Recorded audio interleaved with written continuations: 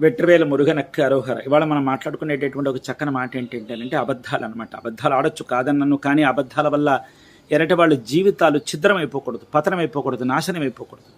కొంతమంది ఏంటంటే సరే ఏ బంధమైనా కానివ్వండి, ఆ బంధాలతో అబద్ధాలు ఆడి వాళ్ళని వీధి పాలు చేసి, అల్లరు పాలు చేసేసి, నవ్వులు పాలు చేసేసి, యువతల వాళ్ళు కేరింతలు కొట్టుకుంటూ ఆహా ఓహో అంటూ బతుకుతూ ఉంటారనమాట.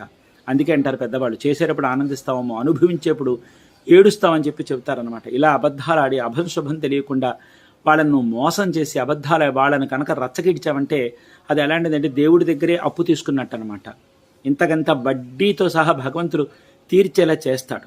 ఊరుకోడు భగవంతుడు, ఊరుకోడు కాలగమనంలో ఊరుకోడు. ప్రస్తుతానికి నీ వల్ల వీళ్ళు బాధితులు ఏడవచ్చేమో, కానీ ఎదర జరిగిపోయేటటువంటి కాలంలో తప్పకుండా భగవంతుడు నీకు ఇంతకింత తల మీద ఇంత రాయి బరువు పెట్టినా కూడా భరించలేనంత బరువుని నీకు ఇస్తాడు. వడ్డీతో సహా నీకు భగవంతుడు ఇది తీర్పించి ఆ అబద్ధంతోనే నిన్ను పతనం చేస్తాడు. ఇది సత్యం.